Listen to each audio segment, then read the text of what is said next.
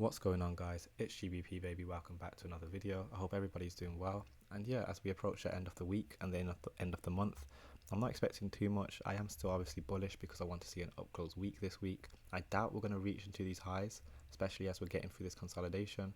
But nonetheless, let's take a look at today's price action. So you can see we didn't quite take out that Wednesday high as I anticipated, but we did trade down into the bullish order block, which was nice to see. So let's get that marked out. And we did trade a little bit deeper than I expected, but nonetheless, the fact that we never took out this high but traded into the bullish order block can now allow us to use this high as the next target.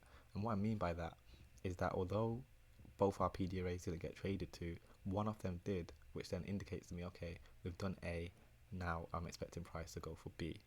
So that's how I'm kind of looking at price. I still want to see up close candles because remember, I want to see an up close week. And yeah, you can also see an implied fair value gap is also about to form between this high and this close. So I'm looking for PDRAs within this range to provide support, because if this is a fair value gap, as in price is only delivered on the upside, when price comes back into it, we expect the 50% level to provide support.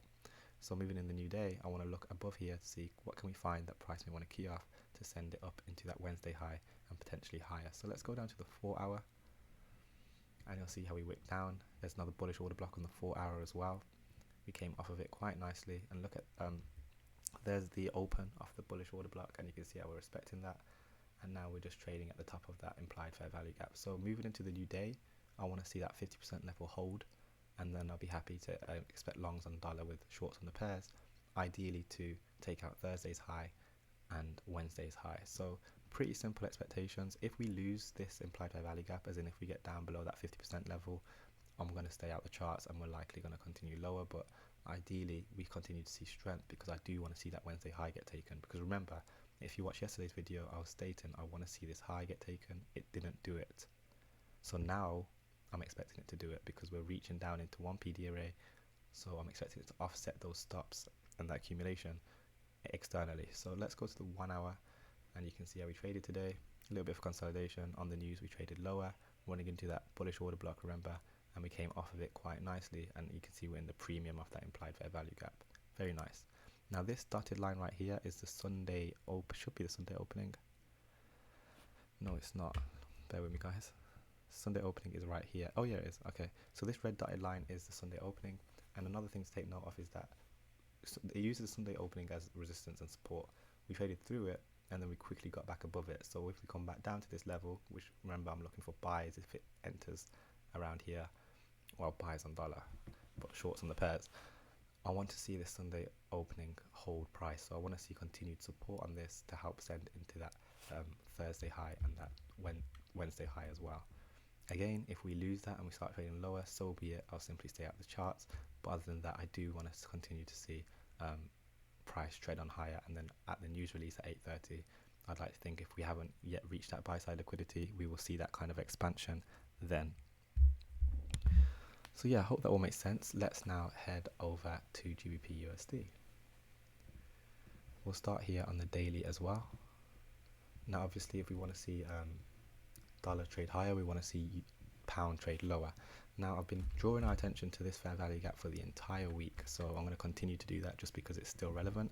We have the high of the fair value gap and the low of the fair value gap, and if you remember me stating, I did want to see the high of it provide resistance to help send price lower. We traded higher, filled in this massive range quite nicely, trading into this bearish order block, very nice as well.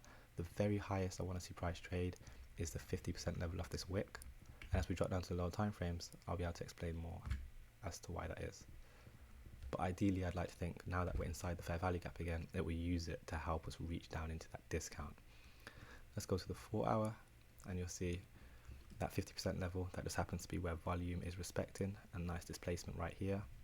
Another thing it's respecting is the 50% level of this fair value gap, which again, these are all bearish signatures in price, respecting 50% levels like that. So that's all good. Remember, I'm looking for Wednesday's low as a target because we didn't trade into it when we expected, so now we can use it as a target, assuming we are bearish. Let's go to the 1 hour and you see our price trading on higher into a very high premium, and then we've come off it very recently. Again, we've got Asia yet, but ideally as London trades, I'm looking to find resistance in this premium to then send it back in the fair value gap, and I'd like to think we can try and fill it if price wants to move that much at the end of the month. So we are going to drop to the 15 minute, and you can see it's quite heavily consolidated, not ideal. But as far as I'm concerned, there's no reason for us to take out this high. And again, this red level right here is the very highest. Remember, it's the midpoint of the daily wick, the very highest I want to see price trade for us to remain bearish and run for that sell side liquidity below here. So that's everything on pound. I hope that all makes sense. Let's finish up on Euro USD. We'll start here on the daily. Again, we're looking for lower prices. Very highest I want to see it trade. You've already guessed it. 50% level we can use. Consequent encroachment. Let's get that marked out. I like to use it dashed. And then I'm looking for the same lows. Now what you'll find with Euro is that we have relative equal lows because we have this low and this low. So there's going to be a very nice liquidity pool down there. It'll be nice to see if we can reach down into that. Let's drop down to the 4 hour and you'll see how you traded up, ran buy stops. And what you'll find is that there is divergence, and I'll show you what I mean. But nonetheless, we grabbed buy stops, had a nice displacement lower. So I do want to see price continuing to tread on lower. Let's go to the 1 hour. There's those stops grabbed. We came off of that. I'm kind of just in a consolidation. Remember, this is the highest I want to see price go. Any higher, it'll probably find support and trade on higher. And I'm completely wrong, which is fine. But ideally, we find resistance to help send price towards our sell side targets, which are below these lows. And then this Wednesday low as well now. So let's go to the 15 minute. You can see quite a lot of consolidation.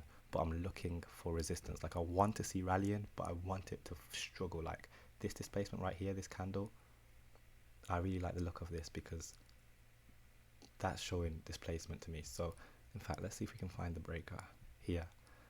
This down close candle, which just lines up perfectly with our midpoint.